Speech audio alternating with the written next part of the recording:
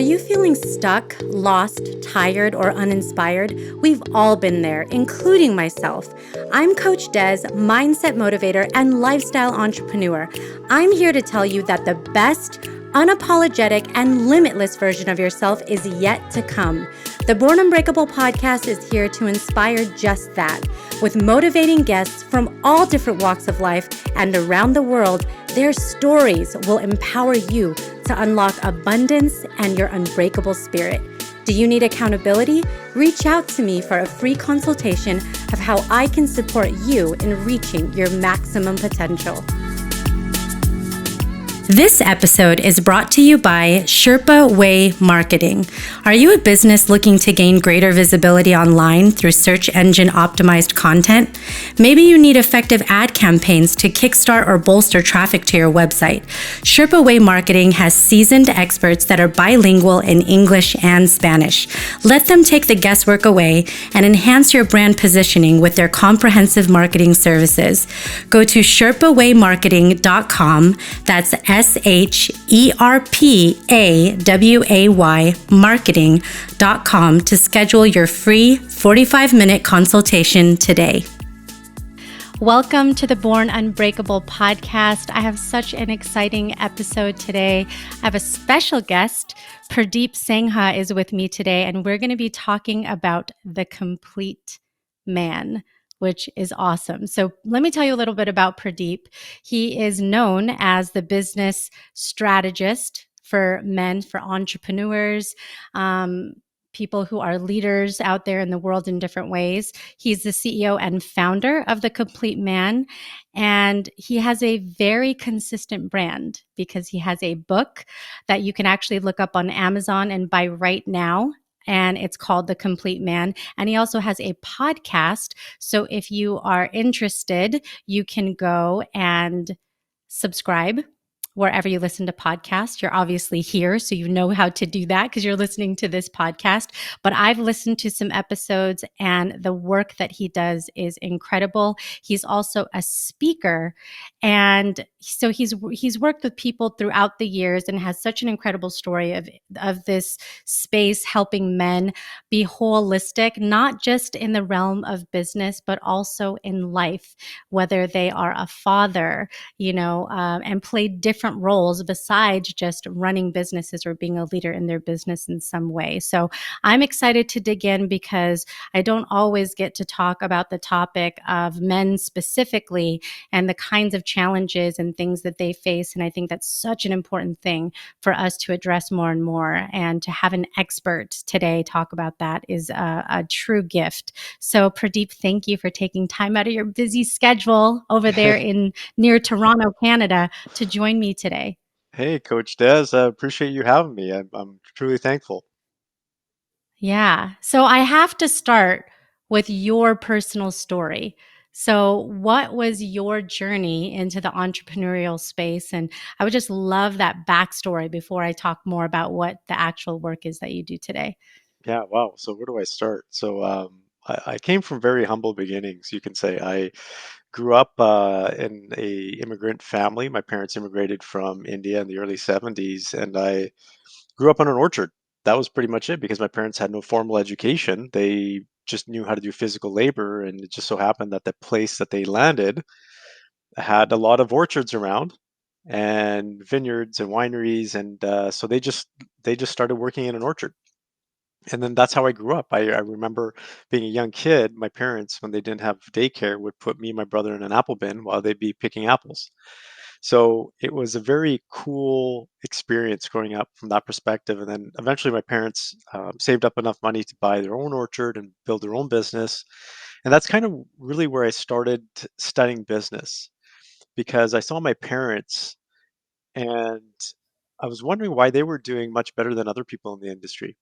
And they had the same resources. They actually had less education and started from scratch, yet they were doing significantly better. And I started to take a look at the principles that they were using in terms of how to treat your employees, how to build a culture around that, how to build systems, how to use your resources effectively because they had very little resources. They had to make the most out of what they had. And that's a core concept in business.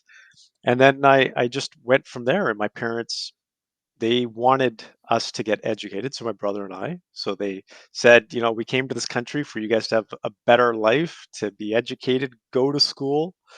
So we went to school, and from there I started off in actually the sciences, biochemistry, went over to business and studied at multiple different business schools, got into the corporate world, and really wanted to be my original goal was to be a CEO of a major corporation. Like that's what I was aiming for. So I spent 14 years in the corporate world. I led every major division because I was very strategic. Because I said, if I'm going to be a CEO, I want to be the best CEO. Very competitive from that perspective as well. So I led sales, marketing, all these different divisions, so I could fully understand business from a 360 perspective. But when the time came for me to actually make that leap into becoming a CEO, I had a few organizations that I had pinpointed and said, if these positions ever come up, that's what I'm gonna aim for.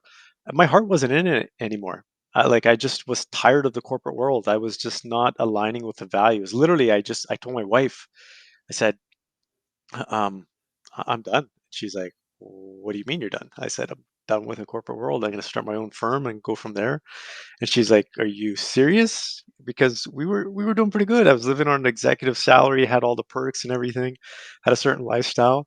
And she looked at me. She said, "I can tell you're serious about this." And I said, "Yeah." So I jumped out, literally walked into work, and I said, "I'm done." And everybody was like, "Is this guy crazy?" Uh, People thought that I had gotten in a car accident and hit my head.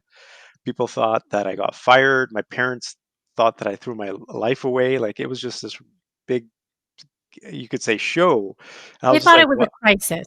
Yeah, they thought I was going through some It kind was of a crisis. crisis to them, but it was like an awakening for you. Yeah, absolutely. And not that it wasn't scary at the beginning, because a couple of weeks after, I was like, what the heck did I do? Did I just throw my entire life away? um, because it was almost like starting from scratch. Because I had a very good reputation, was very well known in the industry for what I did. I was the youngest executive that did had my credentials and everything in that space. And then I started off as an entrepreneur over again, and built it from scratch. And then really my passion is to serve entrepreneurs. Like that's really what I want to do. That's what I do day in and day out, because I saw my parents and saw how they struggled. And I always go back to, what if my parents had expertise and a mentorship and guidance from a business advisor or professional? Well, how would their life have been a little bit different? Would have been a better, and I can say hands down it would have been, because they wouldn't have had to struggle as much, and they would have had more time and Mhm, energy. They learned the hard way, and people don't always have to learn the hard way, and that's what we want to help people with. But then also carved out the space working specifically with men, because in this subset of entrepreneurship, there's a lot majority of it's still men, but a lot of these men don't have places to go to get real, insightful, practical strategies to have not only an effective business but an effective life, a successful, fulfilling life. Um, and I mhm. jokingly say, and my female counterparts will say this as well, there's a ton of female entrepreneurial groups, tons, and female only groups, but very little specifically for men. And there are some great ones for men, and there's some challenging ones for men, because some of the other ones don't give a holistic approach to how men could be living. And that's a concept of the complete man. It's really holistic. And so we built a very niche system, methodology, a community around helping men be successful on all fronts of their life.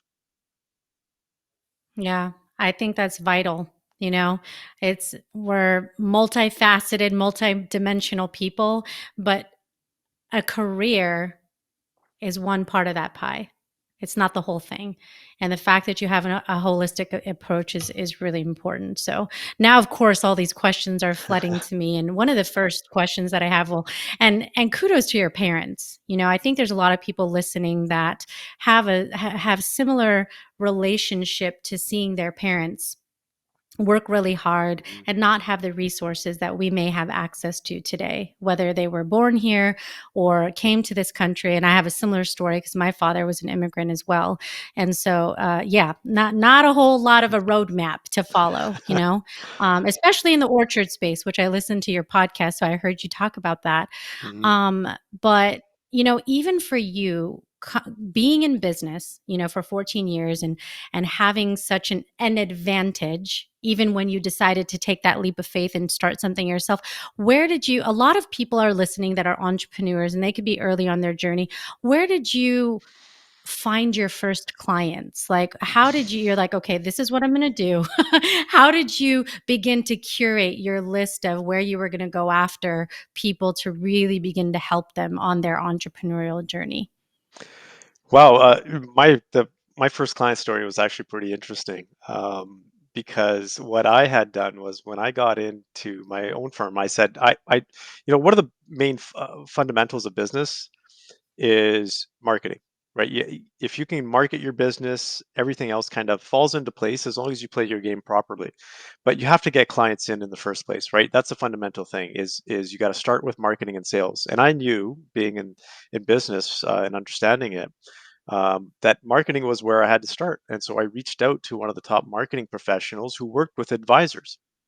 I flew down to the States in California, and it was a really interesting experience because uh, it was a I didn't think I was going to be able to do this. Long story short, this individual had an opening, but the he was going to do a 2-day session in a private setting with 5 people, and he was charging each person a significant amount of money to spend, I think, roughly about 10 hours in total with the group. And the participants actually had to be making 7 figures and more.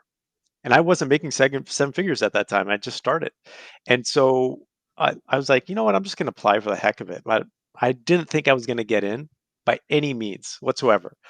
And it just so happened that he had someone new on his team that didn't flag the application properly or whatever it was, and I got in. Like, it was really interesting. So now here I am thinking that, okay, I didn't expect to get in. It's actually a lot of money for 2 days. I didn't expect that. Like, we're talking a significant amount. And I said, I'm never going to get this opportunity again. But it was the best thing that could have happened, because when I went down there, this gentleman hired me right away.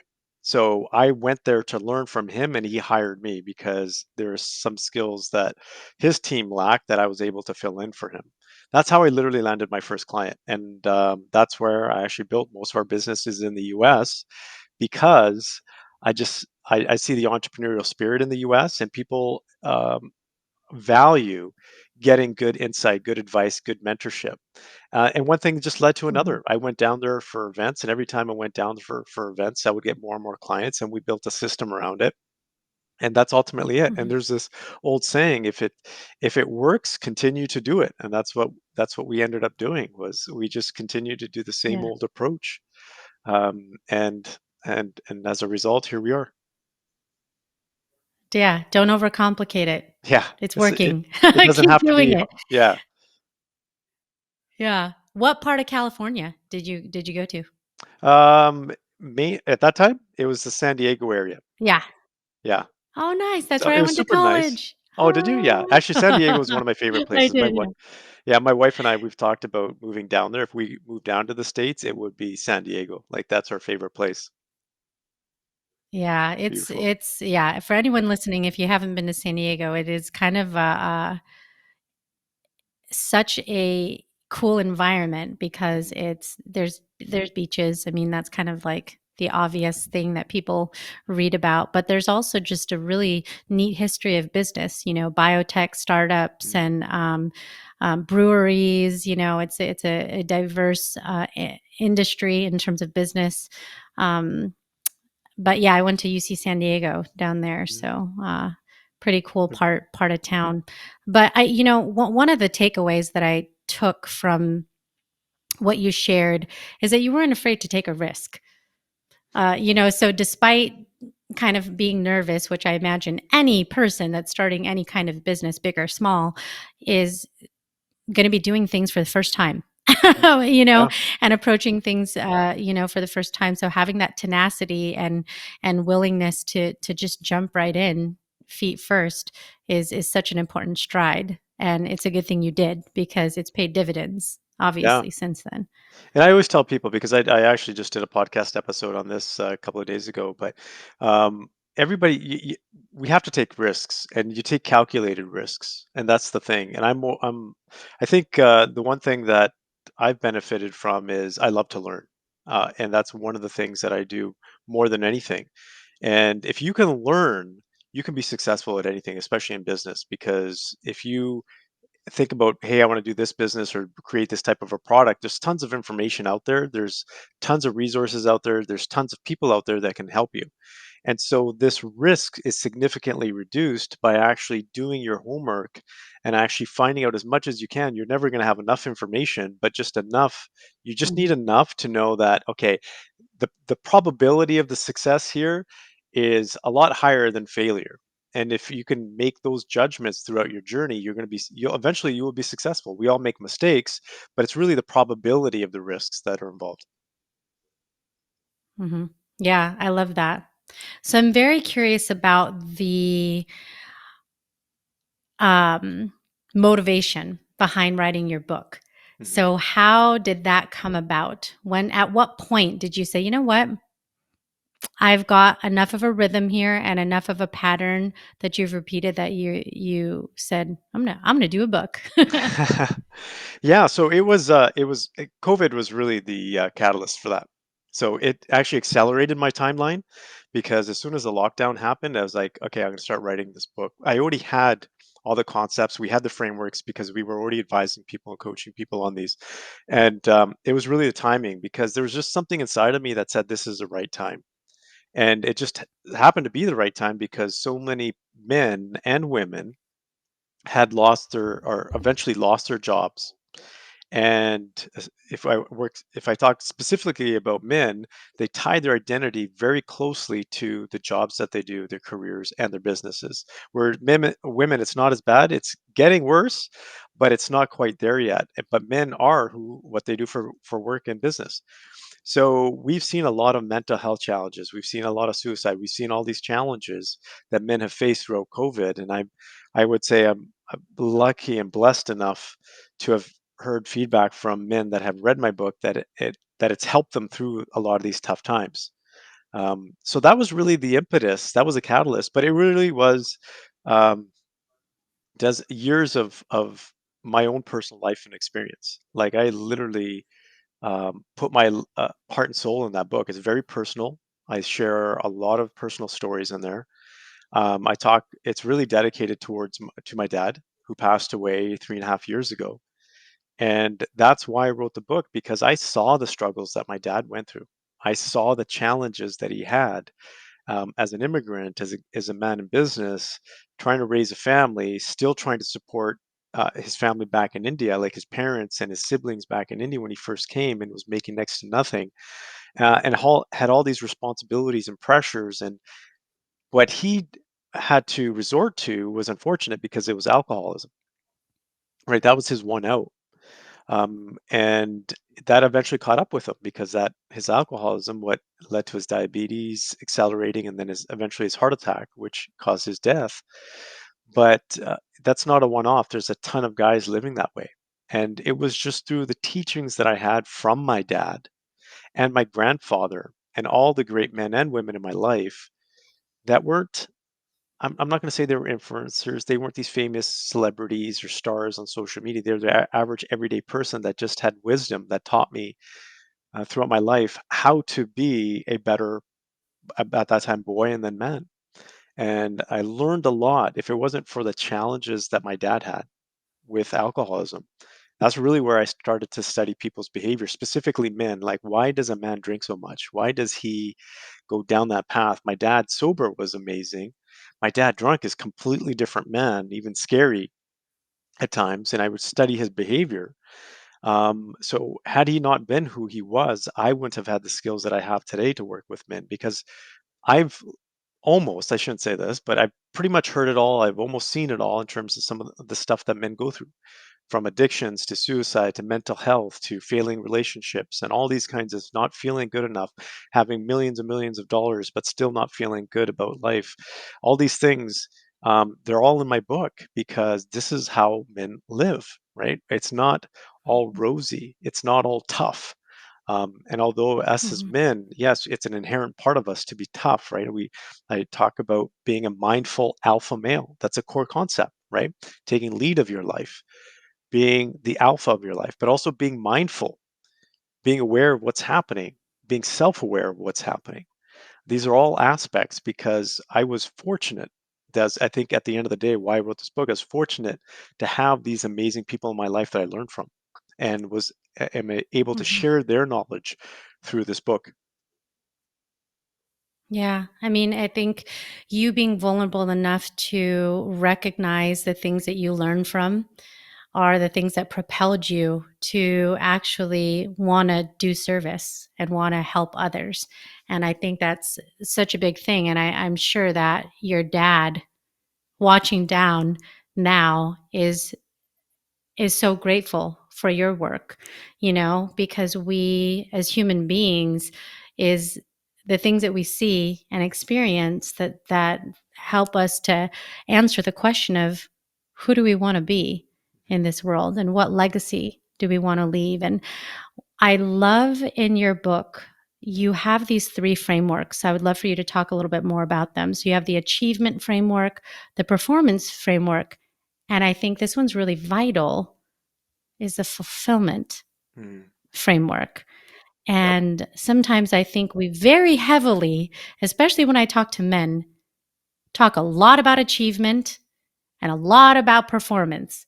There's metrics, there's measures, there's standards, there's goals, there's best practices.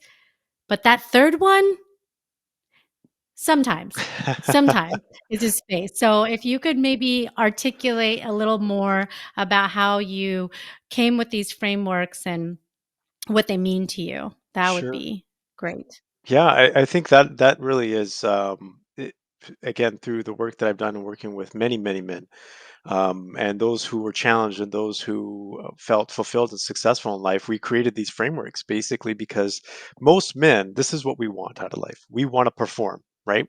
It's built in us. It's in our genetics. That's why, men are, a ton of them are sports freaks, right? They're fanatics because it's all about competition. It's all about winning.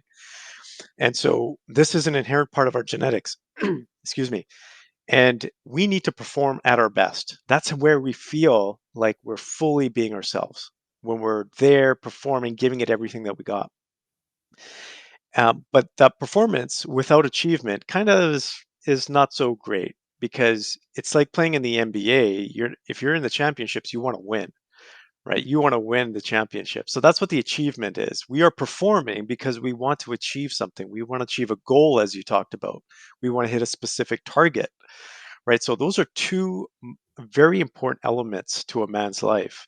And the third element is the one that they miss out on the most, which is fulfillment, right? What does a fulfilling life truly mean? What does a fulfilling relationship truly mean? What is me being fulfilled with myself truly mean? And that's what really completes a cycle. That's what completes the circle because each one of those elements feeds on each other. If you think of them as a pyramid, there's achievement, performance, and fulfillment. If you are missing one, then it's unstable and it's incomplete, right? That's what I talk about. That's why when we were talking about the book The Complete Man, it started off with the invincible man. And I said, that's not the essence of it because no man is invincible. It's just not possible. So what we figured out is that most men feel incomplete in life in some way, shape, or form. And that's ultimately what it is. And without fulfillment, you will feel incomplete. You can have the best performance, you can achieve all the goals, but if you don't know how to be fulfilled in life, which a lot of it has to do with not only our thoughts, but mainly our emotions, right? And the relationships that we have and the relationship that we have with ourselves, life can go empty. There are so many men that have achieved accolades, have very successful businesses, but they still feel empty inside. And my whole thing, and I say this very jokingly, right, is, and I say this jokingly because some people will take this seriously, is what's the point of life if you're not fulfilled with it, right? If you're not living it to the fullest. But that's why some men, and I'm trying to stay away from the downside because it really is positive, but that's why you see people that have everything in the world on the surface, but they still end up harming themselves in some way, shape, or form. Hmm. And you're right. I think about Anthony Bourdain and Robin Williams and some of these addictive situations that we Mhm. see, comedians, Mhm.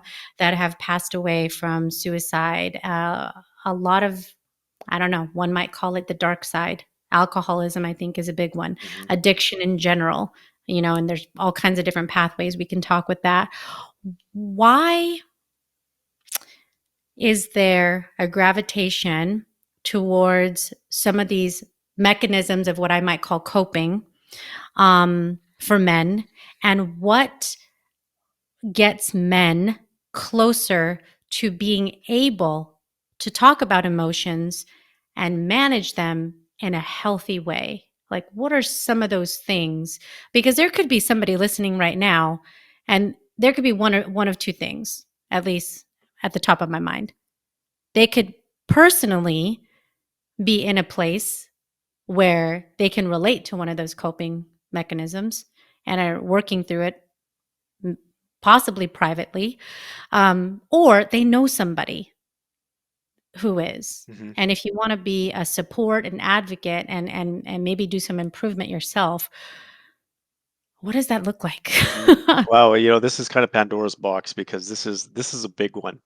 So the first thing I'm going to say, it's okay to feel that way, right? It's okay to feel that way. It's okay to be a man and feel that way, because a lot of the times we have this feeling, and it's natural. This part of who we are. We are protectors, is that we don't want to put this burden on anybody else, especially our loved ones, right? Our spouse, our kids, because we feel like we should take this on, and that is hard to change. I don't think that that's built into us as men, right?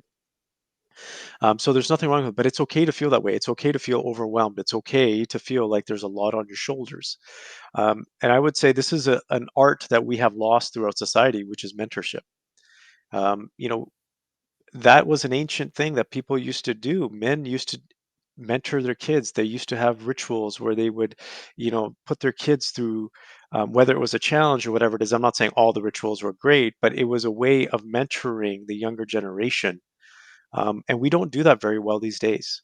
And I would say, if there's something that you can do to get over this, is find a good mentor, right? Reach out, find someone in your life. And it doesn't have to be, like I said, everybody who had the biggest profound impact in my life, they weren't famous. They were just everyday average people, uncles, right? Grandfather, dad, all these great human beings. So reach out to someone in your life, because having a mentor is a significant benefit. We know this, and having the right social circle and group, that is probably the second factor, biggest factor in terms of being able to get through challenges, right? Because a social group will actually help you, not only just stay on track, but give you the confidence, give you the support you need, maybe even give you the insight that you need, right? You do end up becoming like the people around you. So men feel this way because we're predominantly biologically programmed to feel this way. It's part of our genetics, but also from a society perspective, we haven't created a great support network for specifically for men. And there's a number of reasons for that. But I also, I kind of have a flip approach to that as well, right? Because I also talk about being a mindful alpha male. Society now has also trained men to be very weak, because they've told them, you know what, you should be emotional, right? You should be, all of these things that are not natural to men as well. I'm saying Mhm. it's okay Yeah. to be emotional, but that doesn't mean you have to weep, right, with sorrow all the time. That doesn't mean that you have to be open with your emotions all the time if it doesn't feel natural to you. So we've shifted Mhm. the pendulum for men to go from one place to the other, where I can say one of the biggest challenges men have today is not dealing with their masculinity, meaning that they feel like it's not proper to be masculine anymore, right? It's not proper for them to be the leaders of their household, right? It's not Yeah. proper for them to have these strong emotions or whatever this is, or strong principles, and actually um, protect those principles and live by those principles. Um, and this is a big topic, I would say, right now, because especially in the U.S., I can jokingly say that because politics is a hot topic, but I see the lack Oh of God. yeah, yeah, I see the lack of leadership, because the strong men have, in some ways, become cowards because they are afraid to Yeah. stand up for what is right. And that's, I think, a part of it has to do with we've beat men down to such a large degree as well, to tell them you can't stand up anymore. You can't stand up for your own rights. You can't stand up for what you believe in. So it's the whole concept of masculinity. I jokingly say we are the last line of defense, because the next generation. See, my dad was, I would say, that generation, the baby boomer generation, was that generation where it was like, it's solid, tough men. Your word is your bond. You live by your principles. All those things that even in my generation, very few men live by. And now we look at the next generation, and that's one of the things I try to instill in my son is, you know what? You're going to have principles. You're going to have strong values. If you say something, you commit to something, you're going to live through it. That doesn't mean you can't change things. But remember, you know what? You're going to have to be a protector. You're going to have to protect your sister. And if I'm not around, your mom, like all these kinds of things, not to put a burden on him, but for him to understand what masculinity is about from a soft hearted perspective, right? Like, I'm not a military sergeant. That's not what it's about. But to instill these things in our younger generation, both in boys and in girls, here's why. Because there's so many confusing signals out there for men and women in terms of what it means to be a man or a woman or whatever it is, or even how men and women interact. Who is going to teach our kids if we can't? If we leave it to social media, I'm telling you, excuse my language, we're going to be screwed. Yeah, not So good. it's this whole generational shift that we're going through, and I think this first line where we're talking about men are feeling challenged, that's where it's actually starting, and now it's trickling down into the next generation. Wow. That is so powerful. And you're so right. It starts with those kitchen table conversations. This isn't Mhm, a this isn't something you delegate. These are conversations that are had where you can balance having principles and standards with compassion mhm. and expression, Yep. and there's maybe a little bit of a science and a little bit of an art together, but I think it has to be in the household, and then I love how you talk about outside of that, you have this inner circle of your household and those people that are in your immediate orbit, but outside of that, there's a support structure that needs to be built beyond that, and that's Mhm, where the mentorship and things come in. And what I've seen personally, I've been in corporate America for 17 years, and I do private coaching, so I have private clients, and all different walks of life, religious backgrounds, political affiliations, and all of that um, put aside, the issues are the same. The issues are the same in terms of the what's at the crux of people's challenges is the inability to communicate effectively and to manage um, often emotionally through the hard stuff when the mhm. chips are down, and that Yep. happens in your personal life and in business. And Mhm. sometimes those things happen at the same time. You know? Now you've got your family strife or just personal things going on. If you ill family member, for example, or a child that's struggling through school. I mean, so many parents, how many parents are listening right now and their kids were going through COVID and doing Mhm. virtual learning, at least for some period of time. And all of a sudden they were a parent and they were a teacher and they never signed up for that, so now they're trying to do business from home and parent and together and run a meeting and there's crying and there's like all these things are coming together. That's real life, Mhm. and all of a sudden it comes at full force at the same time. It's not going to be perfect. And I No. think that this is such a period where we can, at least around the globe, because this isn't like a one country situation, this is a global situation where everyone had to figure out how to deal with these complexities, Mhm. you And it's know? not something that we're equipped with, or no one teaches us how to deal with life. That's the unfortunate thing about the school systems these days. It's backwards, right? Because that's one of the first skills that we should be learning is how to deal with life. And again, I was lucky in the household that I grew up in because I had a grandfather, and I talk about this in the book. Is he was in the Indian Mhm. Army for 30 plus years, and he fought in wars, but he was also the most spiritual man I knew because his father, so my great grandfather, was a spiritual teacher in India for 55 years. And I got to see these different sides of life for people and men. So I saw this military man who had this amazing spiritual background. That's why I always say this combination of Marcus Aurelius slash the Buddha type of approach. And then I saw my father, who was also he was a police officer at 17 years old in India because he had to leave the house, and that was the easiest way to make money was become a police officer before he came to Canada. And it was but he had this police discipline, but he was also the most emotional man I to this day I know, because he was a big guy, like physically big guy, uh strong, um, but he was totally emotional. Like you could talk to him about anything, and he would cry about family, and he would cry about relationships and all these kinds of things. So he taught me that it was okay to be a man and be masculine, because no one questioned his masculinity. Right? When he walked into a room, you knew Yeah. he was in the room without even having to see him.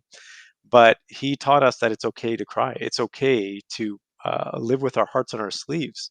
And I don't think again, that's why mentorship is important. That's why diversity is important as well, right? Getting to see these different sides of people is so important for us to grow in life. Because when we see these different sides, and I'm a true believer of this, you can pick and choose what works for you, right? You can take attributes of one person and combine them with attributes of another. And that's essentially what I just did in life to be Mhm. able to come to where I am and actually help other people get to where they want to be as well. Because there's a lot of great, successful, wise people out there. We just have to learn from them. Yeah.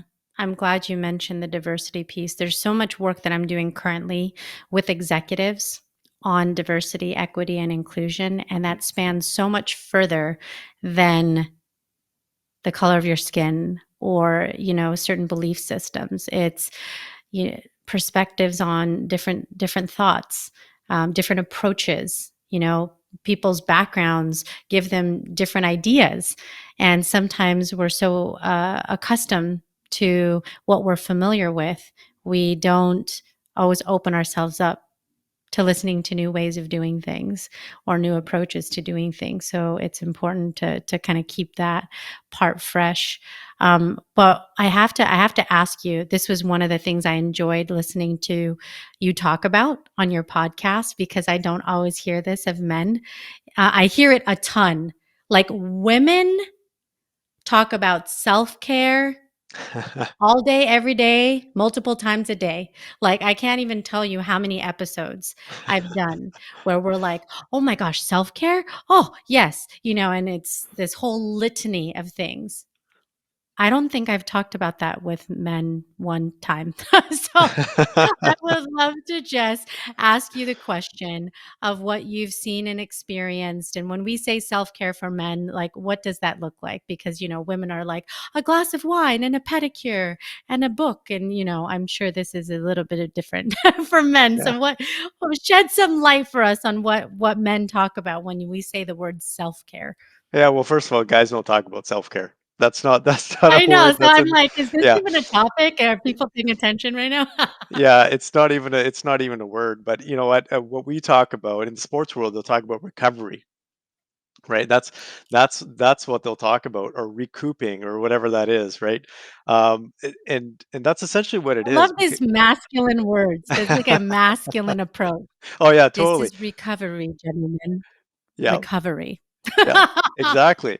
Because guys, it's funny when we talk about these things. Unless we use the right terms, the brain is just not going to activate. Right? They're going to say self care, and then they're going to check out. Like that means I got to get a manicure or something. No, that's not what it means. It means, hey, look, doing something that actually makes you feel energized.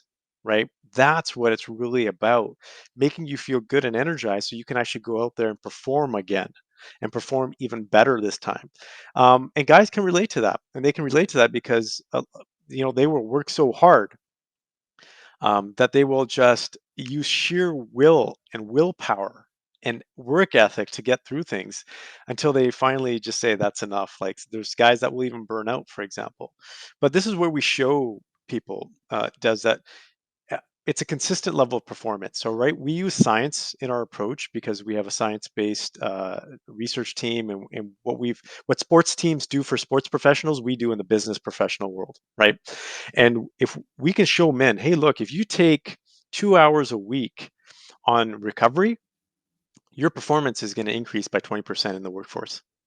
Then people are like, yeah, maybe that's not such a bad idea. And guess what? If you actually do something that feels good, you might actually enjoy it. You may actually want to do it more than once. Like for me, one of the biggest things is massages. Like I love deep tissue massages. Like that is for me, it's like heaven. I could pass out, and it's just, it's a moment of zen for me that when I come out a couple of hours after, I'm just totally refreshed, right? Other guys, it just depends. Some guys like to go into cryo chambers, for example. Like, and some guys enjoy ice cold baths. I am not quite there yet, um, but it's important to take care of yourself, and it's important to not only do that, but also from a diet perspective, an exercise perspective, and put that as priority. This is one of the things. Again, it's a core part of our coaching and teaching. If you don't take care of yourself, you are bound to wear down and wear out, and your performance will then be forced to be reduced, right? We see this all the time with guys that don't eat healthy. Hmm. What ends up happening is they end up with some kind of health disease, and then they have to eat a strict diet rather than having a wholesome diet throughout and being able to have cheat days and stuff. Now they can't even have that because they haven't done the appropriate, let's call it recovery, um, uh, prior to actually hitting that wall. So it's important to do that because when you feed yourself, you feed others, right? If you take a look at it from this perspective, why did they feed, for example, the best warriors back in the day? Like they got the first, meals. Why? Because they're the ones that had to protect. They're the front line people. If they were weak, if they weren't able to perform, well, that just reduced the entire army's ability to be able to defend themselves, right? And that's the same thing for men as our families. If you don't take care of yourself first, your ability to protect, to provide for your family actually diminishes. It's actually reduced. It may not be totally evident, but over a period of time, it will be, right? It slowly starts to creep up on you where you're like, man, I'm just not getting that quality sleep anymore. Or you know what? I'm just having this underlying sense of anxiety. I'm not sure what it is. I'm constantly feeling like I'm stressed out. I don't know why. Like these are all symptoms that guys talk about, and they might not say it openly, but eventually it comes out. So that's why self-care slash recovery is so important, is because guess what? It actually helps you in those first two elements of living a complete life, which is performance and achievement. If I position it this way to men, um, they're more likely to get it. They'll be like, okay, that makes sense. I think I can take some time out for myself. Yeah, that changes the perspective so much because it's actually fueling the things that men can relate to, Hmm. which is results, Yep. achievement, growth, success, bigger goals. Yeah. So if you actually take the time out to recharge, recuperate, recover, you can yield even bigger benefits. Oh, I love that. I think the terminology is the twist, Yes. especially when I'm working with men, and that's like you have to use the right language Hmm. because you can't, like you said, people will tune out when you're Yep. like, "Self-care, what's that?" Yeah. Um, Exactly. yeah, but that's brilliant. It's all interconnected. Hmm. It's all interconnected. There isn't kind of like one thing without the other, right? Well, that's a core concept as well. Like we take a look at it, and science has actually caught up. Like it's catching up. I think the next 10 years are going to be so phenomenal because right now the science and spirituality have just touched, like just crossed paths a little bit, where a lot of the neuroscience studies are now showing that what ancient practices that were being done thousands of years ago, they're actually a lot, there's huge relevance to. For example, the number one thing for stress reduction, for performance enhancement and recovery is, guess what? Mindfulness practices. That is the number one thing that has been shown by science now to help people recover. We're talking about recovery in the workplace. We're talking about recovery in military operations. We're talking about Mhm. recovery in high stress situations. This is the number one thing that they're showing now. And so, what about all the other things like meditation? There's a lot more studies coming out on meditation and the benefits that it has on your physical state, your recovery, your mental, your cognitive enhancements, right? They've shown now that anywhere from 7 to 12 minutes daily has a significant improvement on your brain performance, right? And actually they can show brain scans that support that. So it's really interesting because this really stemmed from what you're talking about. Everything is interconnected. It absolutely is. If our family life is great, that's going to fuel our energy to be able to perform better in our business, right? Mhm. And when we perform better in our business, we have more energy to give back to our families and more energy to put back into our health and our recovery. So it is a cycle. And that's why we talk about the concept being complete. And I'm going to go down another road, which is this Mhm. concept of work-life balance, which I think is a little bit misconstrued. It's actually work-life harmony, right? Because each element of your life should be harmonious to the other elements of your life. Because when we take a look at work-life balance, we automatically think I should have weekends off, week evenings off for my family. And therefore you get stressed because you're sitting there with your family and you're constantly thinking about work. It's not that. It's just, you can work. Maybe you only have an hour and a half to spend with your family in the evening, but make it the highest quality, the best quality time, right? And say, is my Mhm. family harmonious? Like, is my family life in harmony with my business life, right? That way it doesn't become hours. It doesn't become this constant struggle, be like, oh, I should have been home by 6 and I'm not home by 6. Like that becomes trying to have work life balance becomes more stressful than actually having a balance. So it's really around, is each element of your life enhancing the other element? If it's not enhancing, then maybe it's neutral, but it shouldn't be detracting from the other parts of your life. If it's detracting, that's where you have to address it. I love that terminology so much better. Harmony.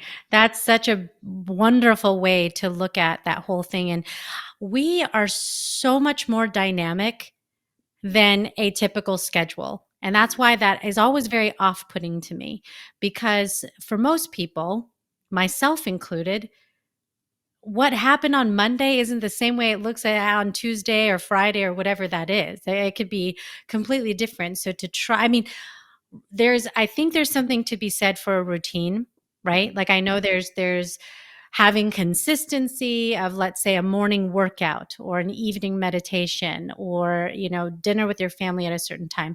I think there is so much value in trying to create that consistency, but sometimes there's imperfection. So you take what you can where you get it and you make it the most impactful by having the level of presence and energy that makes that moment a success.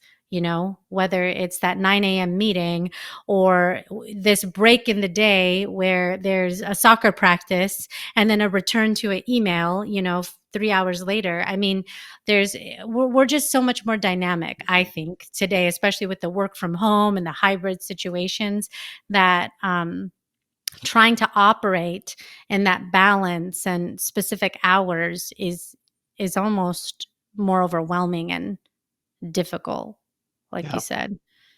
So Yeah, I I love agree because harmony. yeah, Brilliant. because discipline is important, right? I'm extremely disciplined in certain areas of my life, right? For example, I'll eat super healthy Monday to Friday, and the weekends I'll just pig out. Anything goes, right? It's just anything's Awesome. fair game. Um, but when an individual is disciplined, here's when you know that it's actually benefiting you versus not benefiting you. If your discipline is actually helping you enhance your day and make you feel better, then it's a positive thing. If it's actually causing you more stress, which Mhm. it does for some people, then you better take a look and see maybe there's a different way of doing it. Maybe you can structure it, like you said, different times of the day, right? There's core things that you do need to do, right? And these aren't things that this is again shown by science. You do need to exercise, right? You should be exercising at least 3 times a week. You do need to eat relatively healthy, right? That's important. Those kinds of things. Um, Quality of relationships. That's important as well for longevity and quality of life. And spending time in nature, for example. Like these are basic things that you should be incorporating into your week at least in some way, shape, or form. And you can have some freedom. You can play around with it. But again, there's discipline, but I like to call it flexible discipline, right? Be Mm. flexible within your work week. Yeah. Oh, I love that. I love that flexible discipline.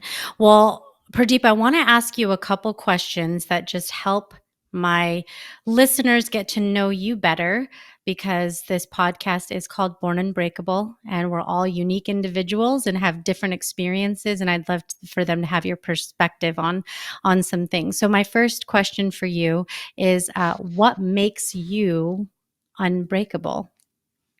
Oh, wow. I think the biggest thing is the ability to learn. And so that is one skill that I learned at a very early age. I learned how to learn, and I say I'm fortunate. Thank God I actually did that because it's allowed me to make mistakes, to fail, to go through tough times, and be able to adapt to them. Mhm. So learning, I think, is one of the core fundamental elements of life. Um, so that's essentially it for me. Yes, learning. I love that. Okay, what about something on your bucket list? Oh, on my bucket list? Yeah. Okay. So Yeah. the biggest thing on my bucket list right now is doing an African safari with my kids. So that is the highest thing. I've been waiting for my kids to be old enough so I can take them so they won't freak out when they see a lion.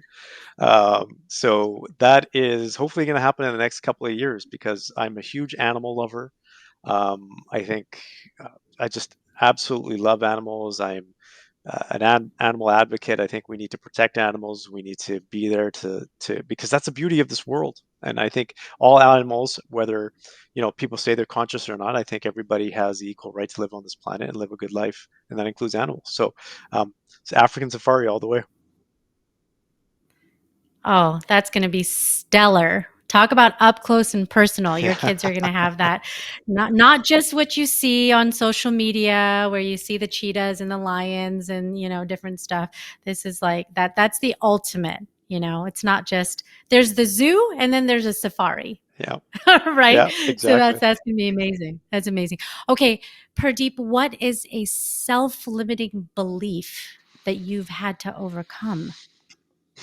Oh wow. Well, I've had a number of self-limiting beliefs that I've had to overcome. I would say the biggest one I, that I had to overcome was just not feeling good about myself or not feeling good enough. And what I meant by that is I compared myself. There was a certain period of time where I compared myself to other people within the same age group, and they were making a lot more money and they were doing all these different things. And I was like, you know what? I'm not good. Why am I just not there? They focused on their careers. They focused on other aspects where I focused more on this world of, let's just call it personal development and science and human potential. And I never felt like I was good enough. And I felt like I had to be making more money to feel good about myself. Like that was a core belief, and it was really interesting because money. And here's the interesting thing. Here's the belief system that I had, right? But here was my values list, and money wasn't on my values list because I don't value money as much. And the only thing I really value in money is two things: a, to be able to create a lifestyle for my family. That's the first thing. Second is to help other people and animals. Those are That's why I value money and that's why I value wealth. But before that, it was never on my list. And that's before I had a family. And I just wanted to help people. Yet I had this belief system that said I had to be making more money to feel better about myself. So it was a really interesting period of my life. It's probably about 10 years where I just couldn't get past it. And it wasn't, here I was because I trained people on this, coach people on, but I didn't even see it within myself. And Wow. that was something that when I became aware of, when I became aware of it, it was a game changer. It was like overnight I had this, I was just like, oh my God, I can't believe I've been living this way. Now I know how to Yeah. change it. So it was an overnight change for me, but it took me a while. It took me a good period of 10 years to get over. Yeah. That's a big revelation. Hmm. And that alignment with what we value, how we live every day, but what also holds us back, you know, the barriers that we create Hmm. often because of our belief system that doesn't enable us to do things to its fullest extent. Yep. But that's the journey that we're on, right? That's the Yeah. journey that we're on every day. Wow. On the opposite end of the spectrum, so we talked about a self limiting belief. What's one of your superpowers? What's Mm. something that you're really good at that you're proud of? Yeah, there's two things actually that really I focus on, and that's again within my realm of expertise as well. The first thing is learning again, right? That is the fundamental thing that I learned early on. I built the skills, the systems around that to learn faster than I would say most people, because if I can learn something faster, I can bring myself up to speed. I can be ahead of the competition, and I can help people faster too, right? I can condense that period of time, and then I can actually teach other people how to do that. So learning, teaching other. So teaching is in the next element because I've always coached and taught people since I was a kid. And the third element is building systems. So everything that I learn, I correlate it into a system, because if I can take Mhm. that learning and build it a system, then I can refine the system, fine tune the system, and I can repeat the system, and I can actually teach it to other people. I can also make it marketable, right? I can actually monetize that system. So building systems is a core aspect of what I do in everything in my life, from my Mhm. business to my personal life to me as a human being. And I think that's what people look for is systems because it's where a lot of individuals get hung up. Is there they have it's like you have some tools in your toolbox, but you don't know how to harness them in a way that is allowing you to get to the results that you want. So systems are, yeah, for you to have that superpower is really valuable because it's so sought after, I think, in so many elements of business across all industries. So that's amazing. Um, Pradeep, if you had to give one last piece of advice for anyone who's listening, what would that be? Wow, this is always my go-to. Like, this is the fundamental aspect, I think, of life. This is a fundamental aspect of success. This is a fundamental aspect of fulfillment, is really focusing on emotions. And this is something that we don't do enough of. We are not aware of, conscious of, and practice, and actually be intentional in terms of our emotional state, because this is really what life is about. Everything that we do is based on a feeling, right? Whether we feel hungry or we want to feel loved or love someone else, it's all around feelings. And if we can learn how to manage our feelings, if we can learn how to enhance our feelings, because feelings are frequency, right? They have an amplitude, right? And so a lot of us go through life, whether it's just, this average, right? We don't want to be disappointed, but we don't want to feel so high, because we feel like, hey, if we're really happy about this thing, it's going to come crashing down, because we've learned that you can never be too happy in life, because you know what, it's things are going to fall apart, right? And then we're going to be sad. But this is where the beauty of life comes in. I'm going to share an example. When they take a look at studies, brain studies of monks, what they realized was monks are so in the moment that when they feel pain, they feel it far more than the average person, because they're fully present in the moment. But that pain doesn't last nearly as long as an average person, because they go back to the next moment rather than dwelling on that pain. Right? And they also feel much more pleasure as well, because they're in that moment. So these are the things that we need to focus on. If we can learn to fine tune our emotions, if we can learn how to harness them. And the other thing too, and this is kind of where the spiritual world and the science world comes intersects again, is our feelings are just energy. They're just forms of energy. And if we can learn how to convert one form of energy into the other form that we want, then your life is going to be that much more empowering. It's going to be that much more powerful and fulfillment. And let me give you an example. Rather than feeling sadness or sorrow or anger, taking that energy and converting it to whether it's excitement, right, or commitment or, or perseverance or persistence or whatever emotion that you want to feel. And some people say, well, that's not an emotion. So find an emotion on the wheel that you like, that you can convert it to. There's 100 plus emotions. But if you learn to convert those emotions, it's going to become almost like a science. It's an art, right? Because then you can say to yourself, I'm angry right now. I have all this built up energy. How do I convert it into an emotion that's actually going to make me do better things in life? So that would be my one word. Take a look at the emotions flywheel. That's a simple thing to take a look at because you can, just by looking at the different types of emotions that are out there, you educate yourself and you become more aware. And now you can play around because if you have that flywheel printed in front of you, and I highly encourage people to do that. Keep a digital copy because if you're feeling really, really down or feeling really out or whatever it is, you can look and label that emotion and then say, where else on that flywheel do I want to be? Hmm. Right. And Yeah. what do You I have need the to do? control. Yeah, you Yeah. have that control. This might be one of the favorite parts of this interview that I want people to replay and listen to. There's women that are listening that are thanking you right now for saying this. If say, see, men, manage the emotions, lean into them, recognize them, embrace them, but be able to harness, like you said. And we all have the ability of control, and I think it does take time, and monks are a phenomenal example of being able to, like you said, be present and experience a certain level of peace and joy that so many of us aspire to. Like, how are they so peaceful? Hmm. How are they so happy when there's all this craziness in the world? Because they're so focused Yeah. on the moment and where they're at, not, social media and the craziness that is in the world. So that's that is so profound, and I'm so grateful that you said that, because it's something we can all work on, certainly.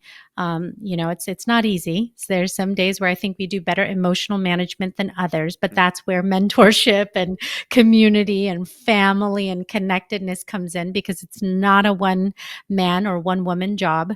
Hmm. I really do think it takes a connectedness to be able to do these things successfully. So one of the most important questions is, how can people follow you? How can people continue to hear from you? I mentioned your podcast, so I certainly want to do that as a reminder right now. The Complete Man, incredible content on there. So that's one way to follow your content. What else would you say? Yeah, simply reach out to me. I'm on most active on LinkedIn. I try not to be as active on the other social media platforms, but feel free to That's message me. probably a good thing. Yeah, exactly. I dropped a few of them just because I couldn't handle it. My handle is typically at Purdeep Sangha. Feel free to reach out, or you can always reach out to my team. So team at purdeepsangha.com, and I personally reply myself. So I'd be more than happy to connect and get to know you as an individual and maybe even some of the challenges that you may be going through. That's incredible. Amazing. Amazing. I'm so fortunate that you've been able to come on the show and shed some light on topics that we need to spend more time on. I think, this is kind of what I call an appetizer, taking an hour out of your day to come and tune into this podcast. And but I would say, carry on these conversations. Anybody who's listening, whether you're a male or a female, talk about these things like recovery and relationships and emotions at home. That's how you continue to get stronger and better in these arenas. And if you need help, that's why there's people like Purdeep that can help you dig a little bit deeper and get a little bit further. And if there's anything that you learned from this podcast today, it's, don't be shy to ask for help. Don't be shy to ask for that mentorship. You wouldn't be listening to a self-development podcast if you weren't open to receiving that in some way, whether it stops here in this conversation, or you're willing to you're in that place where you want to ask for more help. So Pradeep, thank you so much for taking time out of your very busy schedule to connect today. I really appreciate it. Thank you, Coach Des. This has been great. Thank you for the amazing questions. And I truly had a great time chatting with you. Thank you. Awesome. That was such a refreshing interview with Purdeep Sangha. I love his story, his energy, the complete man. It's totally makes so much sense. I love the space that he's in and really having a holistic approach to looking at the human experience, specifically for men, in all of those key areas that are important in life.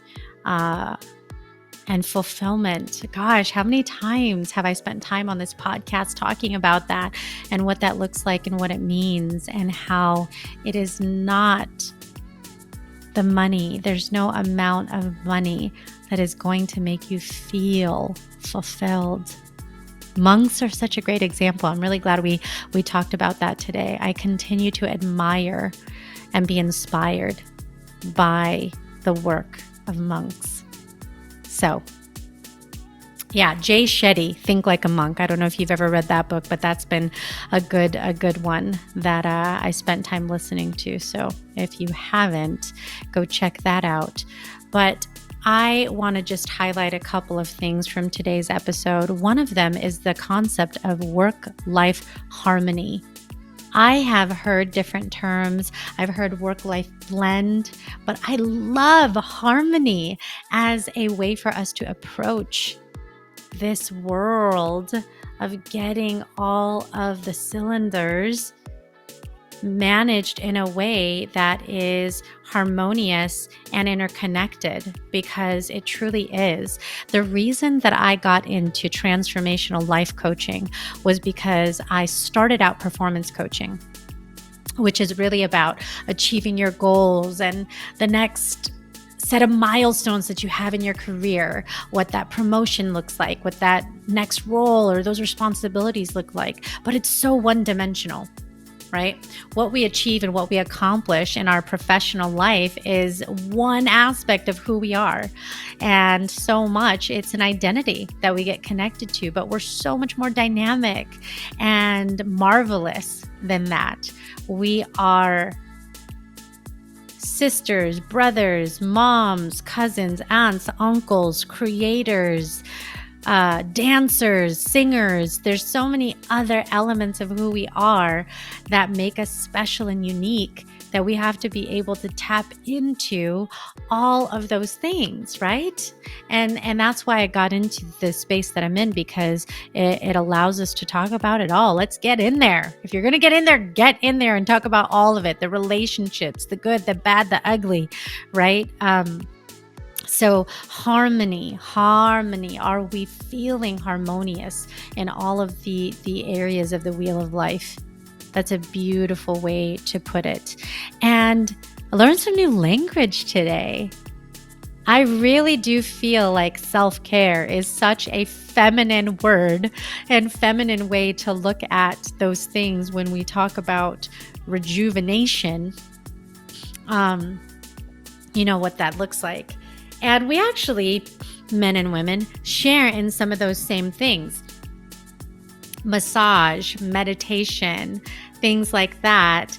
But the fact that we just make that little pivot to say recovery, I love it. It's like the masculine version of self-care. That's really cool. I dig that. I hope that you enjoyed this episode. Definitely follow Purdeep on LinkedIn. Check him out. What an amazing man who's doing incredible things in the world. That's why I love this podcast. I just meet so many wonderful people that make me excited every day to do exactly what his core value is, which is to learn. If you learned something today and you want to share that with someone else, do that. Share this podcast episode. Go even further and write a rating and review for me on Apple Podcasts. Subscribe or follow if you haven't already. And hey, remember, you are your only limit. so take action again. Oh my gosh, I say that so many times. Seriously, how can I mess that up? You are your only limit, so take action today. Don't forget to tune in again next time for another inspiring, motivational, fun, exhilarating, exuberating episode of the Born Unbreakable podcast, because that's obviously what this is here for, is to just make you feel so vibrant and joyful in your day for whatever hour of the day you're listening to it. Morning, noon, night, 3 a.m. It's here 24/7. So I can't wait to keep doing this with you again over and over. So don't forget to come back. See you next time.